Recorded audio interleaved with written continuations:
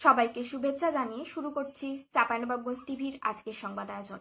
আপনাদের সাথে আছি আমি অর্পিতা। প্রথমেই গ্রিন কমিউনিকেশন সংবাদ শিরোনাম।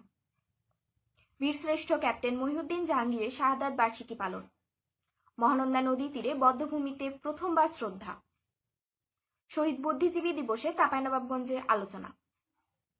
এতক্ষণ শুনছিলেন শিরোনাম, এবারে বিস্তারিত। বিজয়ের শেষ ক্ষণে চাঁপাইনবাবগঞ্জকে শত্রুমুক্ত করতে 1971 সালে 14 ডিসেম্বর সম্মুখ যুদ্ধে শাহাদাত বরণ করেন বীরশ্রেষ্ঠ ক্যাপ্টেন মহিউদ্দিন জাহাঙ্গীর।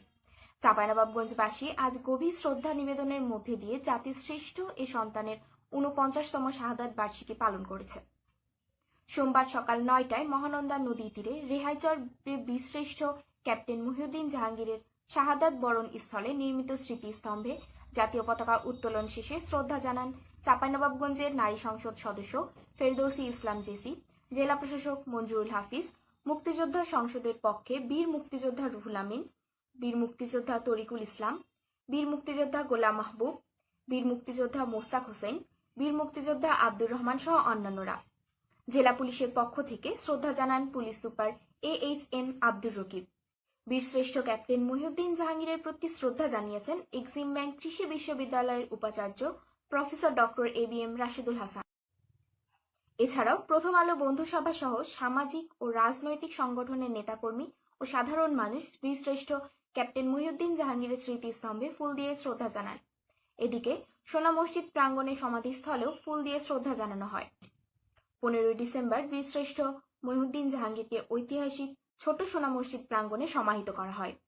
ওই সম্মুখ যুদ্ধের পর চাঁপাইনবাবগঞ্জে আর কোনো যুদ্ধ হয়নি, শত্রুমুক্ত হয় চাঁপাইনবাবগঞ্জ। চাঁপাইনবাবগঞ্জ শহরের পাকিস্তানি বাহিনীর নিরীহ মানুষকে ধরে হত্যা করেছিল মহানন্দা নদীর তীরে। স্বাধীনতার এত বছর পর মহানন্দা নদীর তীরে শ্মশানঘাট এলাকায় সেই বধ্যভূমি চিহ্নিত করে সেখানে নির্মিত স্মৃতিফলকে প্রথমবারের মতো শ্রদ্ধা জানানো হয়েছে। সোমবার বিকেল 3টায় ফুল দিয়ে শ্রদ্ধা জানান জেলা আওয়ামী লীগের সভাপতি প্রবীণ নেতা মঈনুদ্দিন মণ্ডল, সংসদ সদস্য সামিল উদ্দিন আহমেদ শিমুল, নারী সংসদ সদস্য ফেরদৌসী ইসলাম জেসি, জেলা প্রশাসক মঞ্জুরুল হাফিজ, বীর মুক্তিযোদ্ধা রুহুল আমিন সহ অন্যান্যরা। সংসদ সদস্য ফেরদৌসী ইসলাম জেসি জানান, চাঁপাইনবাবগঞ্জ শহরে পাকিস্তানি বাহিনী মহানন্দা নদীর তীরে যে নির্মমতা চালিয়েছিল, শত শত নিরীহ মানুষকে তারা হত্যা করেছিল। বধ্যভূমি চিহ্নিত করে স্মৃতিফলকটি নির্মাণ করা হয়েছে সেই সময়ের কথা নতুন প্রজন্মের কাছে মনে করিয়ে দেওয়ার জন্য। প্রতি বছর এখন থেকে এখানেও শ্রদ্ধা জানানো হবে।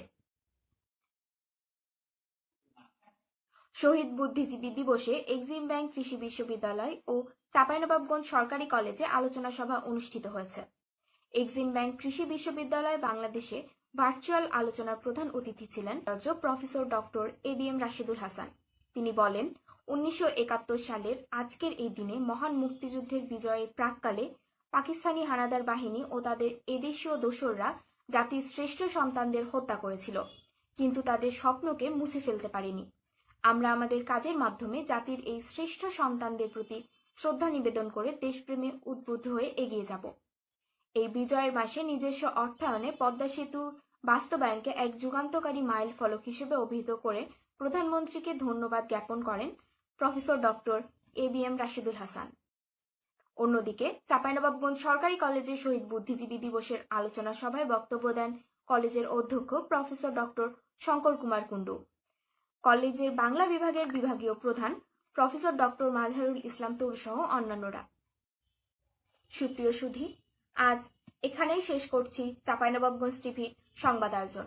নিয়মিত আপডেট পেতে সাবস্ক্রাইব করুন চাঁপাইনবাবগঞ্জ টিভির ইউটিউব চ্যানেল। আপনিও যুক্ত হতে পারেন নাগরিক সাংবাদিকতায়। আপনার এলাকার যে কোনো সংবাদ জানাতে আমাদের সাথে যোগাযোগ করুন 0131602598 নম্বরে। আজকের মতো এখানেই বিদায় নিচ্ছি। শুভরাত্রি।